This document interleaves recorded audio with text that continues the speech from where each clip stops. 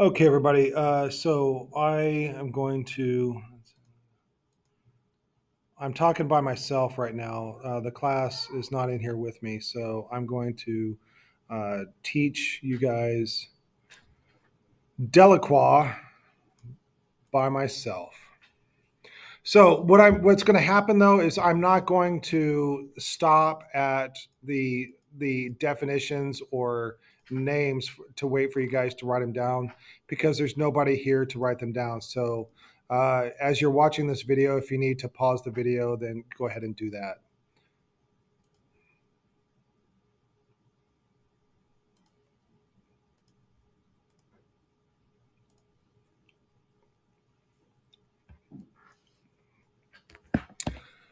All right, so much art history and never enough time to cover it all. So let's go run through the art museum. We are in chapter 27 and we are halfway through chapter 27, and we're going to take a look at Eugene Delacroix. So I have the French pronunciation up there. In fact, while I'm doing this, I'm going to fix that to home dot. There we go.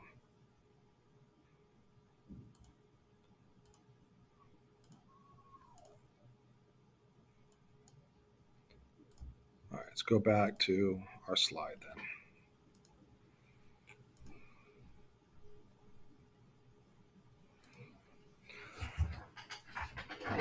All right, so this is our Romanticism artist after Jericho, and he was a good friend of Jericho's. So um, he helped Jericho. I haven't coughed all day, and as soon as I start recording, I cough. All right, so he is a friend of Jericho's, and he helped Jericho work on this painting of the Raft of Medusa, and he is that figure that is slumped over in the foreground. So he posed for Delacroix. So let's get into a story. I have a story to tell you. And this story is not about Diodorus, it's told by Diodorus. And so it's a story within a story. So Diodorus tells the story that takes place in ancient Mesopotamia, which is modern day Iraq. But thousands of years ago, we have Serendopoulos, and he died the way he lived at an orgy. He wore fancy clothes for men and he wore fancy clothes for women. And some modern historians have called him an LGBTQ plus icon. He spent his days lying about doing nothing, making clothes, trying on clothes, and wearing perfumes. So that sounds like a leader that is on top of things, right? That he's taking care of business.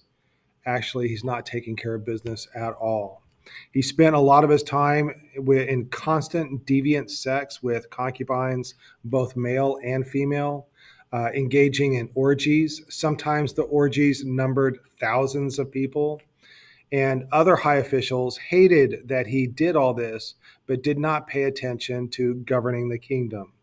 Because when he's engaged in this behavior all the time, he's not working on feeding the poor or building the military or conquest or any of those things that make a great king. He's just in it for his own pleasure and not concerned about the well being of his citizens. So the officials that were against him conspired with neighboring kingdoms to attack the palace. And since the army had not been trained in some time because he is not doing his job, it was easy to for the invading army to get into the palace. And just as the enemy army is getting closer and closer to Serendopoulos, when he sees that all was lost, he piles up all his gold, silver, and jewels into a giant pile. He also throws in all of his fancy furniture onto his pile and his finest fabrics onto the pile. And then he throws all of his concubines, puts them all in coffins, and puts those coffins up on the pile. And then he climbs up on his own pile and instructs his men to set fire to the pile, destroying all the gold, all the silver, all the furniture, all the fabrics, killing his concubines, and killing himself too. He wants to die on his own terms. He doesn't want to let the enemy kill him. All right, and there's an opera written about this, but we are going to skip that and go right to the painting. This is our painting. This gives you the sense of how large this painting is. It is quite large. It has the same scale as a history painting, but it is not a history painting. So if we take a look at this, Serendopoulos is everything but a hero. Let me go back to my notes in the previous slide. He is the last Assyrian king, and he is about to see. And he's about to kill everything that he finds pleasure in, his harem, his slaves, and he looks on with indifference to the end of the lives of all those that are with him. So this depicts the last suicidal moments of King Serendopoulos.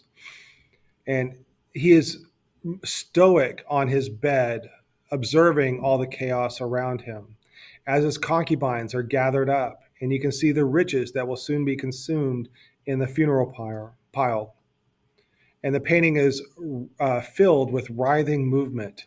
All the people are writhing about, and there's so much movement, but he is stoic. You can see all the movement in the people.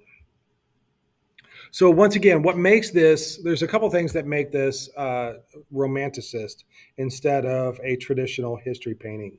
One is that there's a lack of any kind of moral tale to be told here.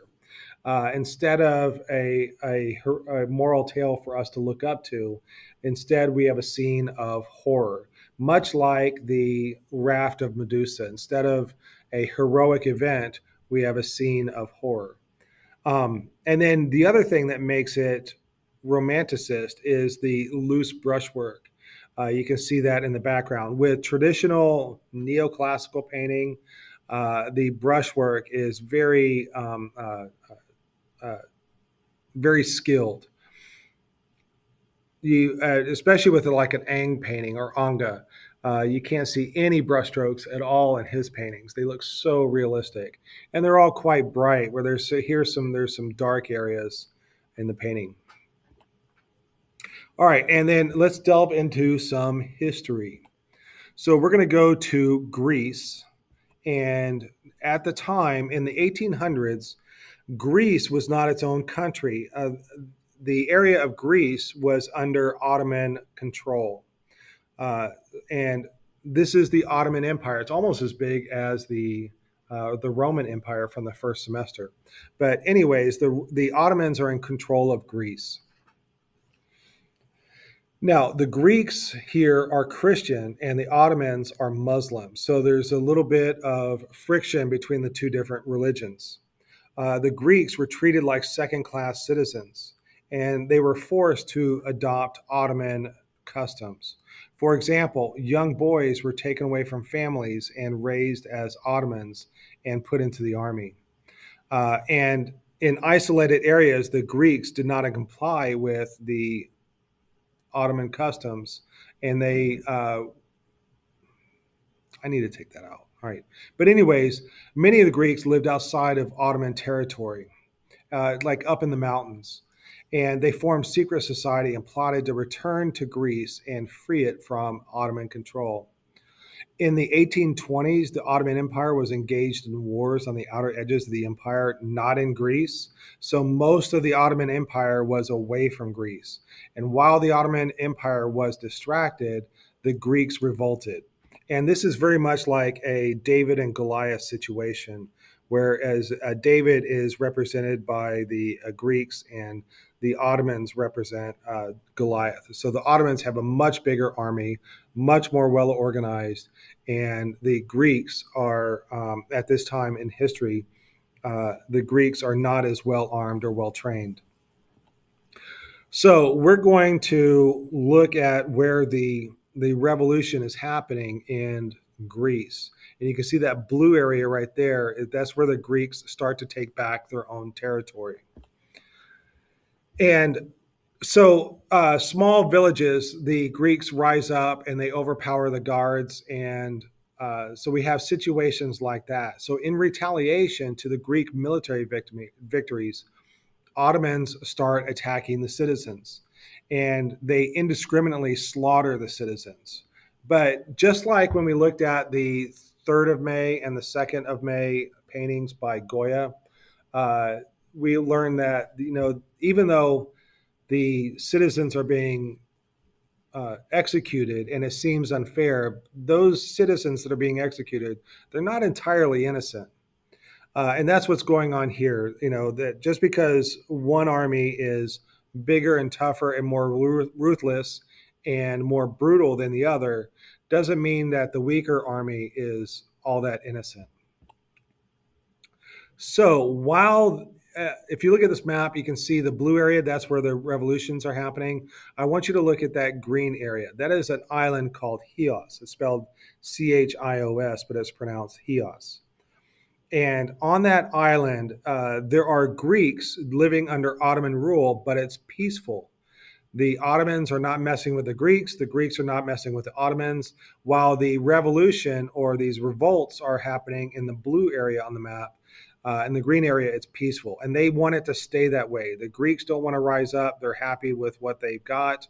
And in fact, because of the location of the island, there's a lot of ships that are passing by and trading with them. So there's a lot of good money happening on that island too, and the Greeks don't want to mess that up. The Greeks that are in revolt come to that island in order to free it from Ottoman rule, but the locals there don't want that to happen. But the Ottomans hear about that there's going to be a revolt at Chios, so the Ottomans send in the army and basically slaughter everybody. So in March 1822, the Ottoman army comes in and slaughters almost all the Greeks, and all these Greeks are being peaceful. It was a genocide. It was indiscriminate slaughter of men and women and children. 50,000 were killed, 50,000 more were enslaved. And when rest of Europe heard about what happened at Chios, they became very angry at the Ottoman Empire. And so Europe was quite upset by this news. And that's where Delacroix created this painting. So this photograph gives you a sense of the size of the artwork. And then let's take a closer look at the artwork. And it's called The Massacre at Chios. It's a large painting, like a history painting, but it is not religious, historical, or mythological event from ancient history. It's not. It's like the raft of Medusa and Liberty Leading the People, which we'll see in just a few minutes. This is a contemporary event. This is not a historical event from long ago. Like this was painted from 1822 to 1824. Well, this event happened in 1822. So, this painting is like news. So in this painting, we have an unrelenting scene of violence and indifference to suffering. And instead of showing the most climactic part of the battle, it shows us the aftermath. And just like a history painting, it has these pyramidal compositions that help guide the eye around and are more pleasing to look at. In the foreground is clearly painted and detailed a group of distraught Greek men, women, and children lay huddled. Some are dead, some are barely alive. And the groups of figures are being guarded by Ottomans, two of which are in shadow. So they're kind of in the center, in the back. And the figures on the left excuse me, let me back up. The figures on the left are completely exhausted and in despair. In the middle ground, we still have fighting raging on, and in the background, it's painted very sketchily, but we have villages being burned. But it's this very sketchy kind of painting that is a sign of Romanticism. Neoclassicism would not have had such sketchy backgrounds. And we see the sketchiness also right there in the horse's mane, creating action and movement as the soldier looks in disdain among the women. He has one woman bound and tied to his horse, and the other woman is pleading with him to let her go as he reaches for a sword. So he's either going to scare her off or he's going to kill her. And then this horrific scene right here. This is a baby who is starving, and he is looking to get his mother's milk. He is still nursing from his mom, but she is dead there. So he doesn't understand her death, and he's trying to nurse from her. So it's a horrific scene. And then here we have this guy right here. He's been wounded, mortally wounded, and his wife next to him has vacant eyes, and she's like is in despair. One thing I like about some artists, they will put extra colors or unexpected colors in paintings.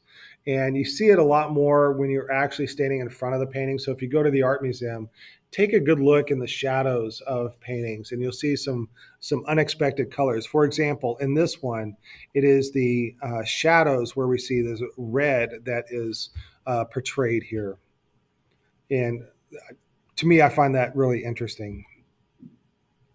This painting was both loved and hated by critics. Some said it showed the Greeks as victims instead of heroes. Other critics did not like the loose brushwork. And Delacroix, rejected the academic standards of beauty, and so he used that loose brushwork, which was popular during Romanticism. All right, and continuing on with our revolution or the revolt in Greece, the most iconic battle for the Greek War for independence was the Third Battle of Missolonghi. So this general is kind of put in a tough spot. He has been told either Missolonghi falls or the head falls from your shoulder. So if he does not take Missolonghi, he will be executed. So that inspires him to be absolutely ruthless with Missolonghi. So this is Missolonghi right here. It is a city on a peninsula, and there is a bridge going into the city, and that is the only entry to the city by land. And so that kind of minimizes the effect of the army on the outside. If you can funnel the enemy army into a narrow spot, it doesn't matter how big your army is, you can defend that narrow spot quite easily or easier than trying to fight the whole army.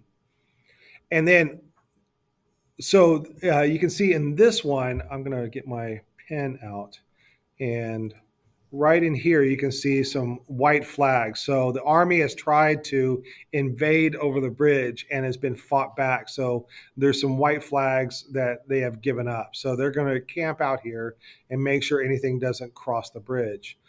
The ships out here, these are all Ottoman ships, and they have set up a blockade. So nobody else is able to bring in supplies to the city. So that the plan now is to starve out the city. And that's what they do. They stop ships from coming in. Now, the Greeks tried to fight these ships by using fire ships. They set fire to old ships and they sail them into the enemy ships. And when that fire ship touches the enemy ship, it catches the enemy ship on fire. But the Ottomans get reinforcements and they are able to completely blockade Missolonghi. So what happens is the people inside begin starving to death, and disease becomes rampant inside the city. They're unable to get medicines, and then they're not able to get proper nutrition, and so they're having a very rough time of it. So what the people of Missolonghi decide that they're going to do is they're going to make one last push out of there and try to fight the army. And that's what happens. And they're absolutely devastated. The army kills every single last one of them, then goes into the city, slaughters everybody into the city. Let's see, that's my notes say. They kill all the men and enslave all the women and children. And it's one of the single greatest Greek defeat of the war. So that is the story behind this painting right here. And I'll show you this slide to show you just how large this painting is. And this is our painting right here. And it's called Greece and the Ruins of Missolonghi. Greece is an allegory right here, just like the Statue of Liberty, and we've looked at allegories before, and we'll see another important allegory in the next couple of paintings. But she begs for sympathy. She seems to be asking a question amongst the ruins of the civilization, like, why did this happen? Or who will come to our aid? And look at how quickly cultures can be destroyed by war. If you look at close, we can see the lightness of her skin and the darkness of the Ottoman.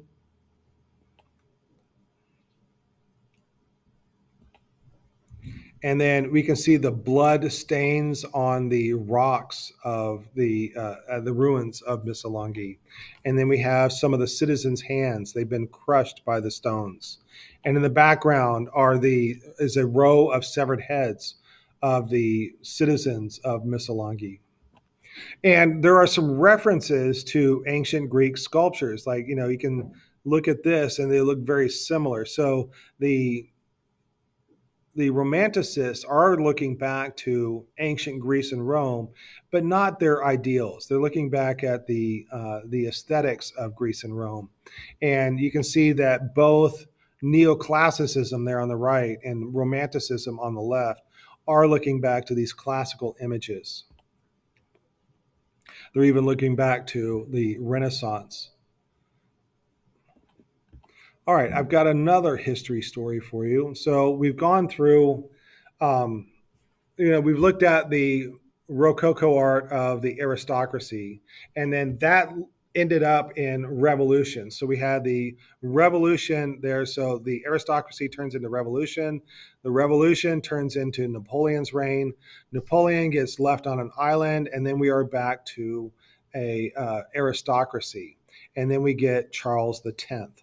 Now, I know how many of you are Star Trek fans, so I want to make sure that we don't confuse Charles X with Charles X or Charlie X, which was an episode of Star Trek from 1967. So Charlie X was a teenage boy, and he was found alone on a planet on a wrecked ship.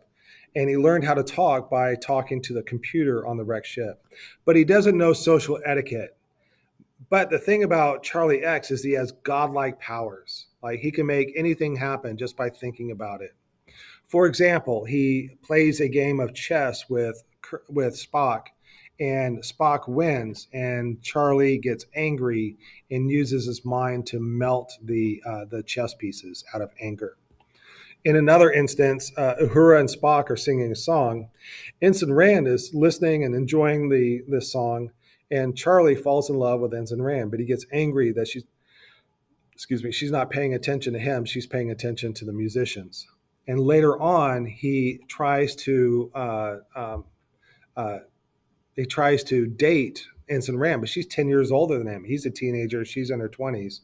So she tries to set him up with somebody more of his age. And he ignores the other girl, and he only wants to be with Ensign Rand. And as they walk away, he slaps her on the backside. And she tells him how inappropriate that is. And he walks off angry, and he hears somebody laughing and turns her face blank. So, he doesn't know how to control his anger. So he has made numerous people on the ship disappear when he gets angry at them. But how do you discipline an ill-mannered teen with godlike powers? How can you make disappear? Like, he can make you disappear as long as you. Let me start this over. He can make you disappear as soon as you say something he doesn't like. So how do you discipline somebody like that? Anyways, that's the episode of Charlie X.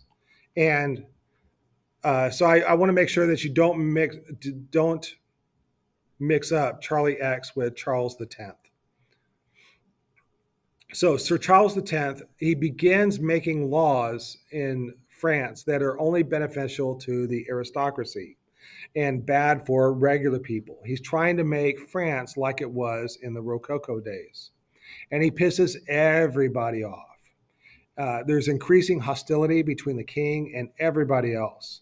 And the final straw is when the newspaper starts saying bad things about the king, and he tells the newspapers to stop saying bad things about him, but the newspapers keep on printing bad things about him.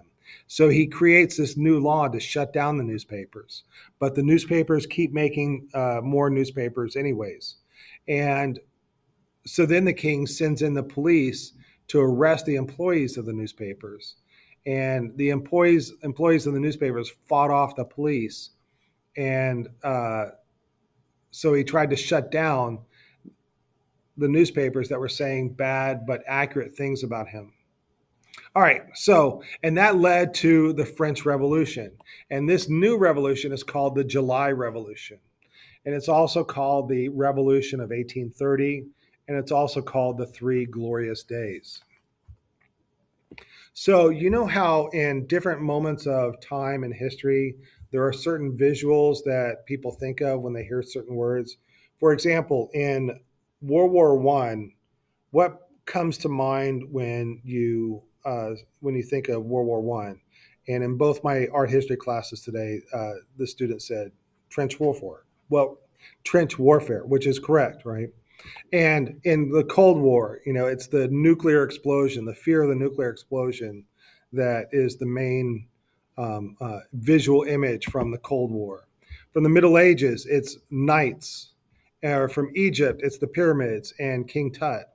Well, for the Revolution of 1830, the main visual image that comes out that totally exonifies what had happened there is the blockade, right, or the barriers that were set up. So France at this time had very narrow streets, and it was easy to set up blockades or barricade. Yeah, blockade is naval, barricade is on the streets. So you get a bunch of trash, you get a bunch of furniture, you get a bunch of barrels, and you pile it all up, and you can block off a street, and that stops the army from getting to certain parts of the city, and you can have your revolution. Now, a big part of the barricades of this revolution was tearing up the cobblestones in the streets and creating barricades with that. So that leads us to this artwork right here on the right, which is, by the way, is hanging right next to the raft of Medusa there on the left. But this is Liberty Leading the People. So this is an allegory, just like it's the same liberty as the Statue of Liberty. Liberty is not a person; she is an idea, and you cannot touch liberty, or you cannot see liberty. It is an idea, an abstract. So, and then she's been personified into this person. Much like when we looked at the Baroque paintings of Rubens, we had France was welcoming Marie de Medici into France. Well, there is no person that is France. So that was an allegory. And then fame was above blowing the trumpets. All right, that's an allegory. So instead of being a historical or mythological subject, this is a contemporary event. All right, he's painting this at the same time where it's happening. And it portrays the violence in an unidealized way. There's a lot of loose brushwork that adds to the chaos. And she looks back to make sure that the others are following her. There's a lot of diagonals that make the painting more interesting and guide the eye around. And it is based on the classicized pyramid to help organize the painting, much like in the Raft of Medusa. And just like the Raft of Medusa, it has lots of these interesting diagonals that help guide the eye around. I'm going to skip over here. So if you look into the background, you can see the towers of Notre Dame. And then if you look closely at the towers of Notre Dame, there's somebody at the top of Notre Dame waving a flag. And that is a revolutionary up there waving a revolutionary flag. And the tower, or Notre Dame, is a symbol of the aristocracy, And here on top of the symbol of aristocracy, you have this revolutionary waving the flag. It's almost like, they've conquered it, or like the raising the flag on top of Iwo Jima is a very significant event. Um, and this little detail is just like the little detail that is in the raft of Medusa. We had this little tiny sail, this ship with sails on the horizon that you can just barely see, and just we had this little figure on the top of the church we can just barely see. All right, she is wearing a hat, and this hat is a Phrygian cap, which is a symbol of freedom. It's a common hat that the revolutionaries wore. This is what it looks like on a model, but it's a symbol of the freed slaves from ancient times. And the message is that the people are a slave to the monarch and rising up against tyranny. Uh, the the exposed breasts is a callback to ancient Greek and Roman statues, but it could also be that she is also an allegory of motherhood or charity. And allegories of motherhood or charity often show a topless woman that is feeding the children. And so that would be the reason for the toplessness. It could also be, like, along with this allegory, that she's not just a revolutionary that's leading them, but she's a mother that is leading them. And then the side profile of her face is much like that of ancient sculptures, and as well as leaders on the coins of ancient Greece and Rome. All right, and we have a cobblestone barricade. On the far left is a guy that is of low class. His shirt, his apron, his hat, all right, show that he is a factory worker.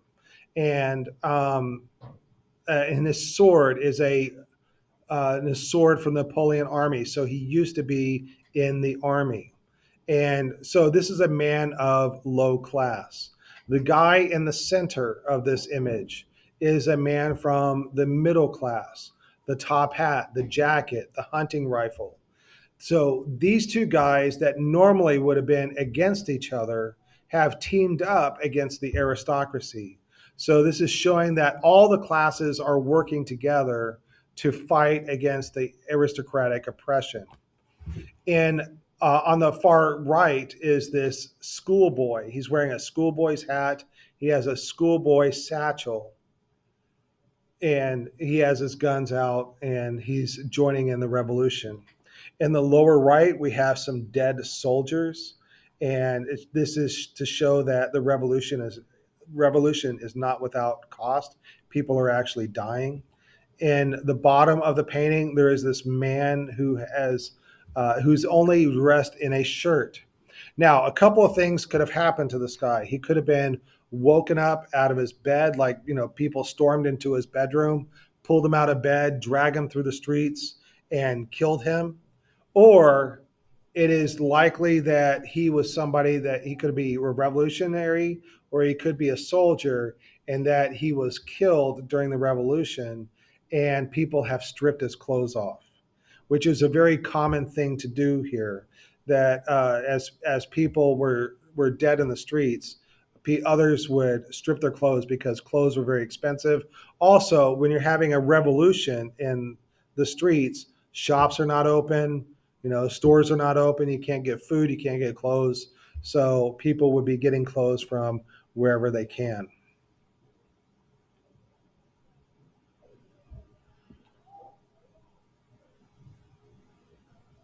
All right, I think we left off here this morning. So we'll pick up with JMW Turner tomorrow.